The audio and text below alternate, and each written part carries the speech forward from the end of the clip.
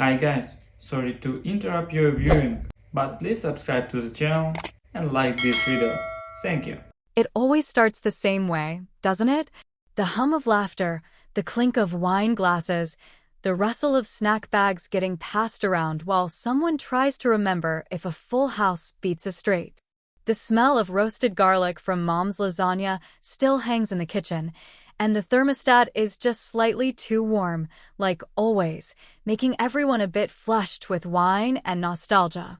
It's game night, a long-standing tradition in our family, and for the most part, it's one of the few things we still do together without trying to kill each other. Or at least, that's the illusion.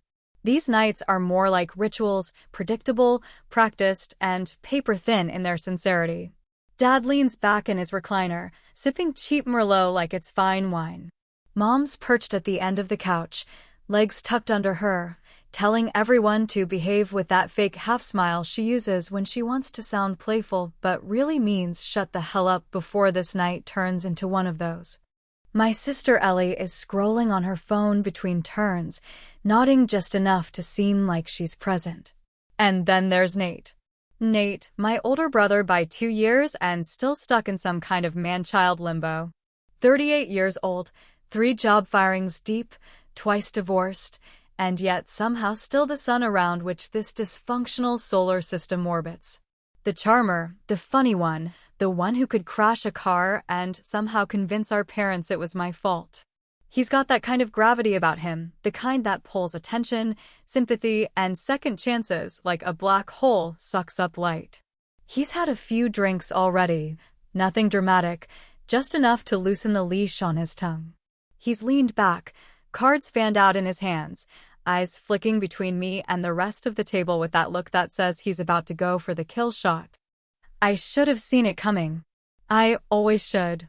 So, listen, Nate says, drawing out the moment, making sure we're all listening, because God forbid a room goes silent, and he doesn't fill it. You know what really sucks? There's a pause, a smirk, that he's probably gonna die alone. I mean, who the hell dates someone who alphabetizes their spice rack? The silence that follows is shorter than a heartbeat. Then comes the laughter. Ellie snorts into her glass. Dad lets out one of those wheezing chuckles that sounds like he's trying to cough up a memory. Mom covers her mouth like she's ashamed, but she's laughing too. Even the dog lets out a bark like he's in on the damn joke. And I laugh too. I tilt my head back and let out the kind of laugh you give when you know the script, when you know what's expected of you. I laugh like it doesn't sting, like it didn't cut straight through my ribs. Like it wasn't just another brick in the wall he's been building around my self-worth since we were kids. But inside, something turned. Something sharp and final. Because this time, I didn't find it funny. Not even a little. It wasn't about the spice rack, not really. It wasn't about being single, or meticulous, or boring. It was about being less than. Again. In front of everyone. It was about being the family's safe punching bag, the butt of the joke, the one everyone assumes can take it because I always have. Because I don't fight back. Because I sit there and smile through gritted teeth and let them feel better about their mess by comparing it to my quiet. I saw Ellie glance at me then, just a flick of the eyes, maybe checking to see if I'd react. I didn't. I kept the mask on. I laughed. Damn it. I laughed.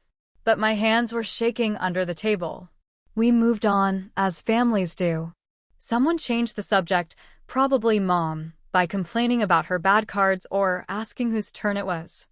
Nate made a show of helping himself to more wine, leaning over me with a fake pat on the back like we were pals and not rivals in a silent war. No one noticed the shift in my posture, how I sat a little straighter, how I stared a little harder at the cards in my hand like they were gonna offer me a way out of this damn dynamic. I kept playing. I smiled. I nodded. I even joked back a few times. Because that's what I do.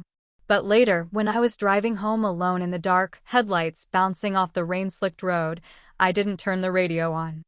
I didn't call anyone. I just drove, in silence, my hands white-knuckling the steering wheel. That night, I lay in bed staring at the ceiling, thinking about every single joke Nate had made at my expense over the years. The nicknames, the digs, the way our parents always told me to lighten up when I said it wasn't funny, and how I always did. Until now, there was a rage in me I didn't recognize. Not loud, not explosive, but coiled and patient, like something that's waited a long, long time to wake up.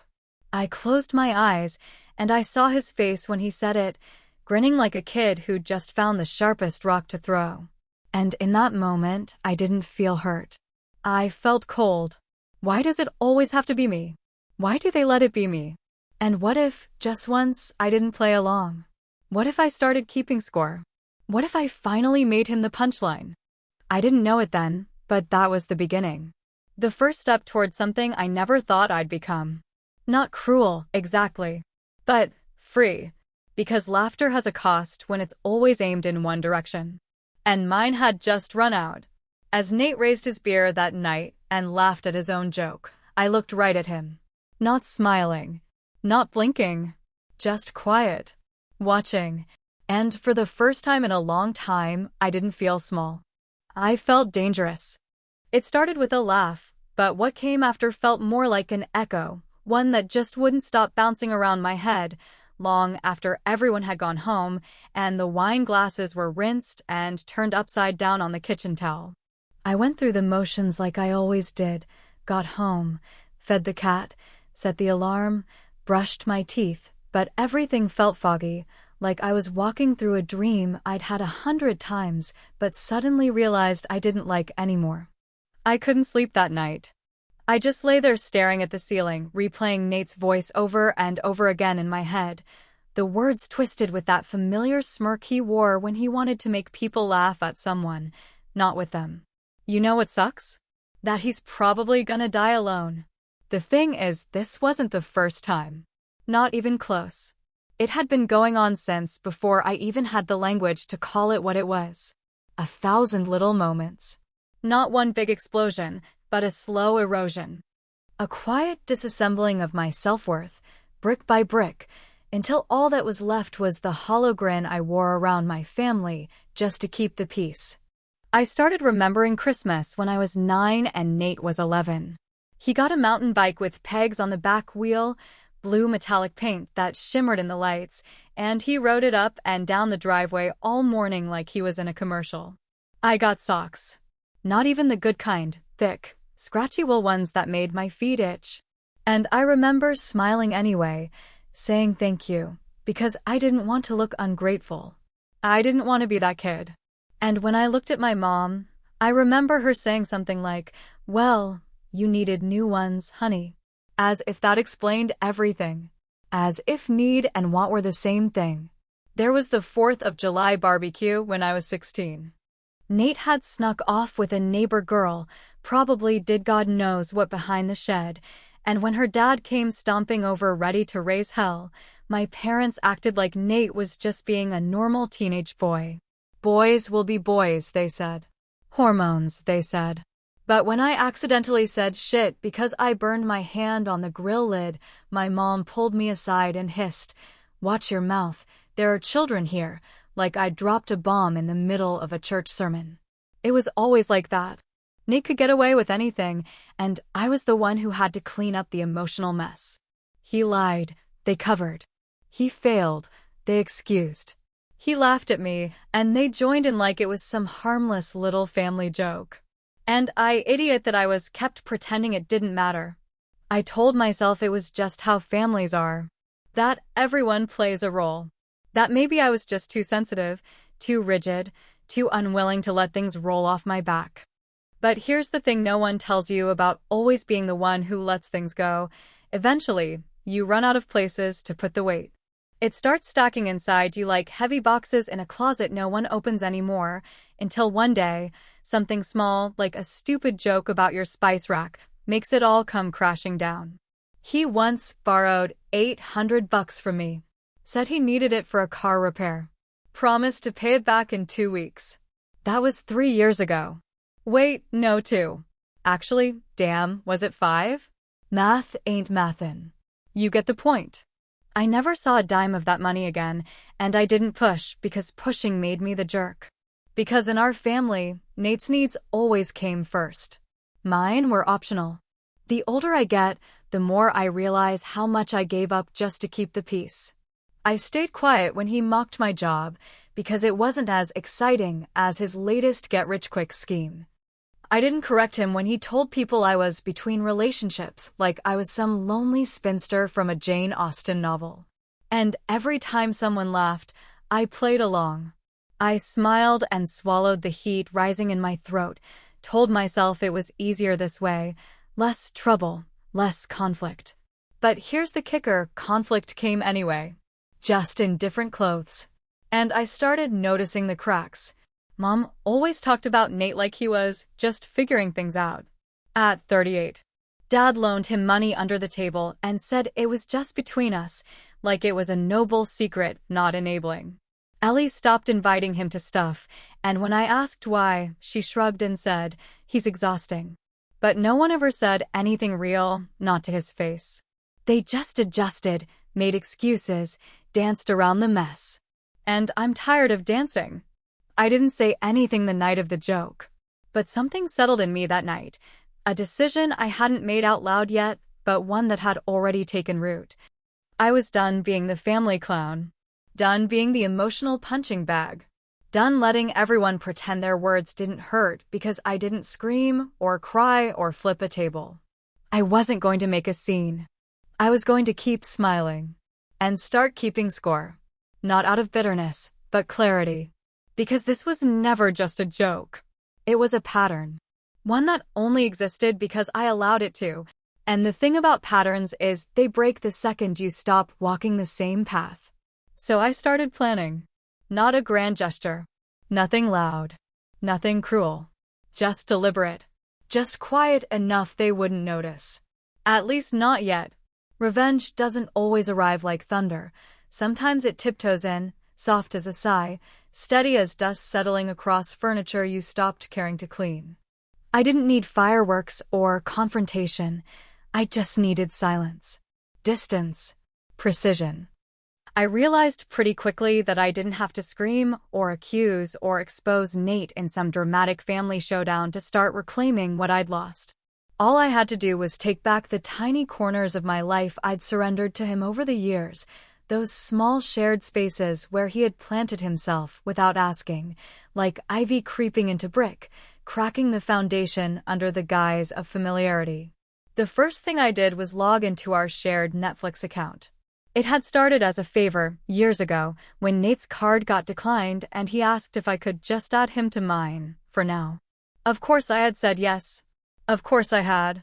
Back then, saying no to Nate felt like committing some kind of betrayal, not to him, exactly, but to the whole fragile system of our family dynamic, where peace was more important than fairness. But now? Now I scrolled down to his profile, saw the dumb icon he picked, a cowboy emoji, of course, and I deleted it without blinking. No warning. No explanation. Just poof. Gone. Next came the Google Calendar. We had one shared across the family for doctor's appointments, birthdays, reminders for mom's surgeries, little logistical things that kept our aging parents afloat without too much chaos. I used to add Nate manually to every event, every update, because he never paid attention to notifications. Always too busy, always distracted, always meaning to get around to it. But now I edited the calendar for mom's upcoming surgery and removed him. Simple as that. I didn't even think about it. I figured someone else could fill him in if they thought he deserved to know. But it wouldn't be me. The cousin's wedding invite was trickier, only because I almost forgot it was happening. When it popped up in my inbox, I RSVP'd immediately, booked a hotel, even chipped in for the group gift. But I didn't mention it to Nate.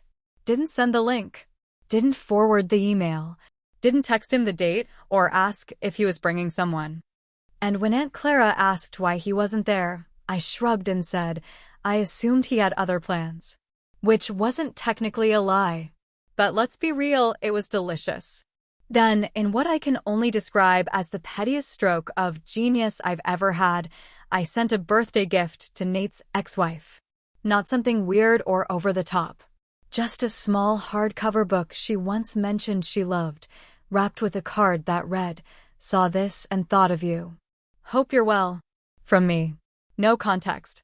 No explanation. I knew what it would look like. I knew it would drive him nuts. But that wasn't the point.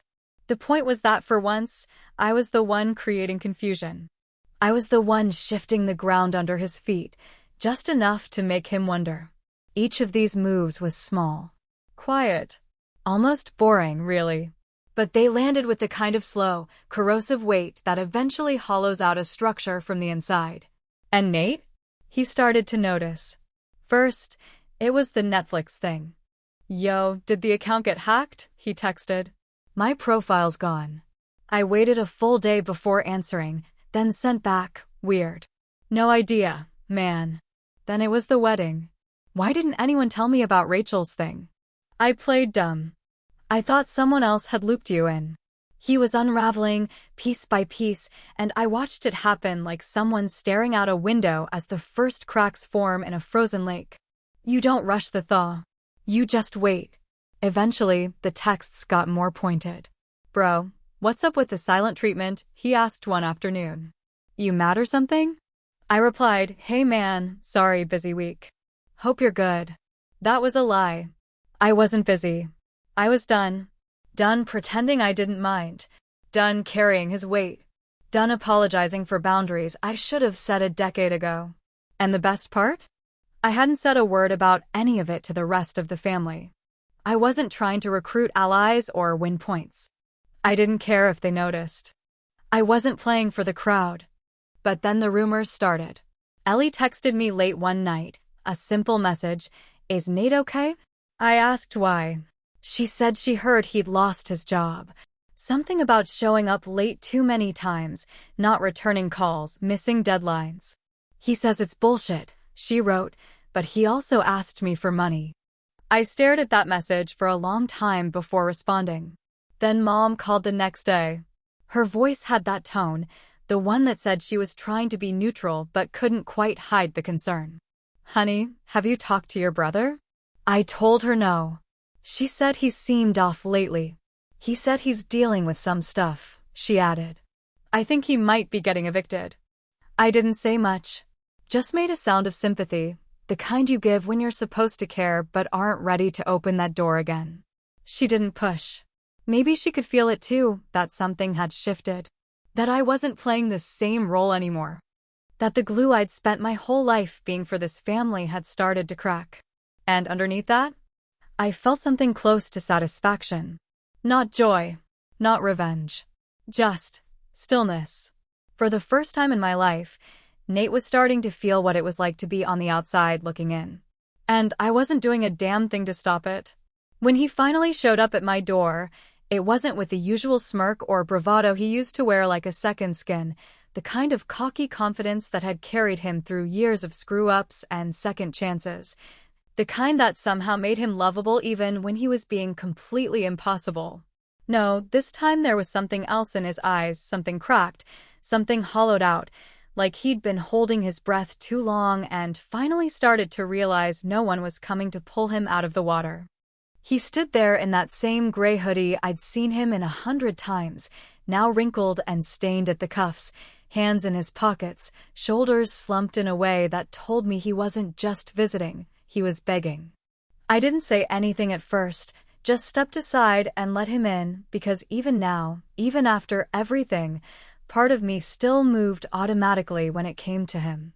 He walked in slow, like he was expecting judgment to hit him in the face the moment he crossed the threshold, but all I did was pour 2 cups of coffee, black and bitter the way we both used to drink it during those rare mornings we were ever up at the same time, when we were kids and still thought we'd grow into better men. He didn't touch his cup. Just sat there at the kitchen table, picking at the edge of a paper napkin, tearing it into thin strips while I waited for him to say what he came to say. I could see it in his face, how hard it was for him to be here like this, not because he felt shame, but because this wasn't how he liked to be seen. Nate was the fixer, the fun one, the guy who always made light of everything. But that version of him was gone now, maybe buried under too many bad choices, too many burned bridges, too many years of pretending consequences didn't apply.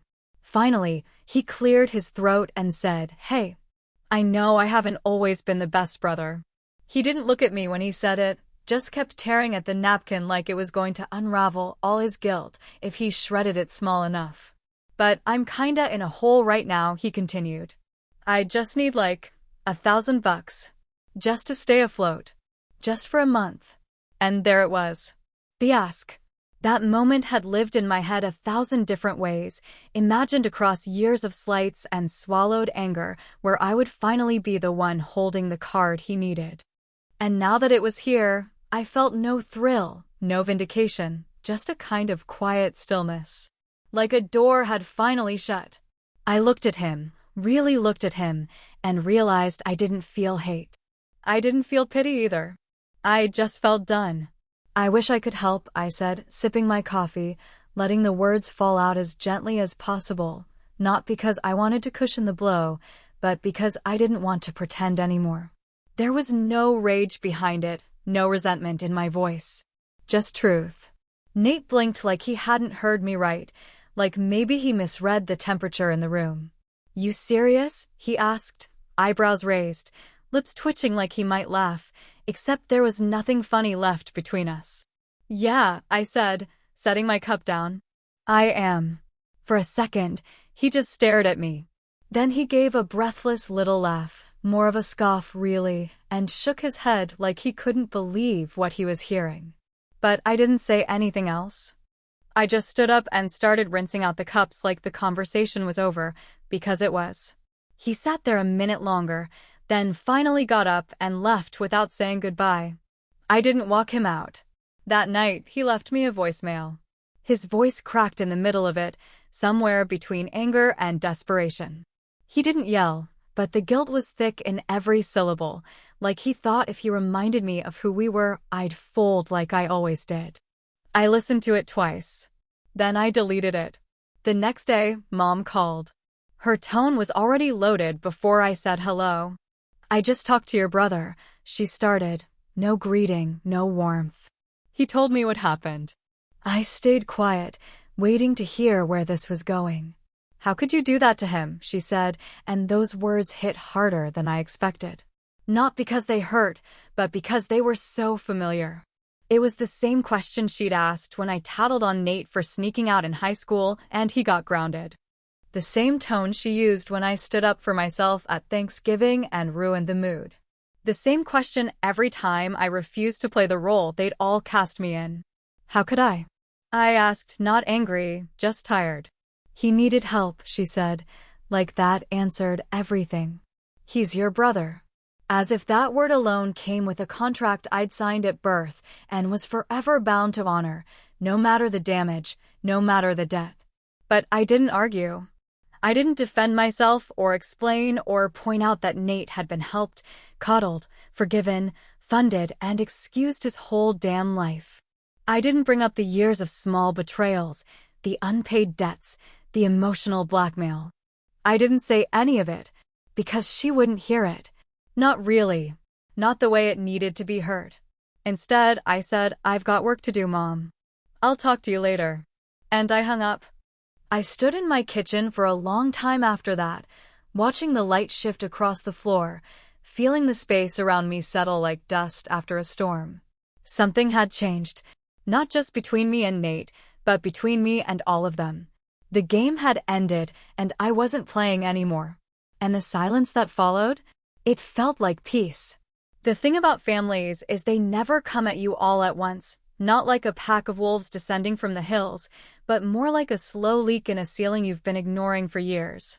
First it's a phone call from Ellie, full of sighs and carefully chosen words, like she's trying to put out a fire she doesn't quite believe in. Then it's Dad, leaving a voicemail that starts casual, something about needing help moving a shelf in the garage, but ends with, "Your brother's having a rough time. Maybe just cut him a little slack." And then Mom, of course, always the one to tie the bow around it, always the final voice of disappointment you can't quite tune out, calling me cold, selfish, and, worst of all, unrecognizable. That one hit differently. Not because it hurt, but because it was true. I was unrecognizable to them now. Not because I'd changed, but because for the first time in my life, I wasn't bending. I wasn't smoothing things over. I wasn't doing what I'd always done, cleaning up the mess, keeping the peace, making it easy for them to ignore how messed up it all was. I had said no, and that one small word cracked open every hidden imbalance they never wanted to admit existed. It wasn't about the money. It was about control. About roles. About what they believed I owed them for the privilege of being the good one, the quiet one, the one who never needed anything in return. They didn't call to ask if I was okay. Not once. They didn't ask how I was sleeping or if I felt guilty or overwhelmed. No, they asked what I had done to Nate. What I had refused him. What I had withheld. It was like I'd kicked a dog or knocked over a church pew. That's how they made it sound. And maybe in their minds I had. Because saying no in our family was the real betrayal, not the years of disrespect, not the emotional neglect, not the imbalance that always tilted toward Nate. Just the no. But then something happened. Something I wasn't expecting. I was sitting at my desk, rereading one of Mom's texts for the third time. I just don't understand how you can turn your back on your own blood when it hit me. A memory I hadn't thought about in years. No, that's not true. I had thought about it. I just buried it so deep I forgot how much it shaped everything after. It was senior year, fall semester, back when I still believed I could make something of myself outside of this family. I had a college interview, my dream school, the one I never told anyone about because it felt too fragile to speak aloud. I'd worked on that application for weeks, practiced answers in the mirror, even borrowed a blazer from a friend's dad. The interview was scheduled for a Saturday morning, 40 minutes away. I needed the car. I'd cleared it with Dad. Nate knew. I told him. But Friday night, he disappeared. Took the car without asking. Went to some party, drank too much, drove home drunk, and crashed it into a neighbor's mailbox. No one was hurt. But the car was totaled. And my interview? Missed. Gone. They gave the slot to someone else. I remember sitting on the porch at sunrise, still dressed in that damn blazer, watching the tow truck haul away what little hope I had left. Nate swore he'd tell them the truth. Said he'd take the blame. Swore on our mother's life. But when the time came, he didn't say a word.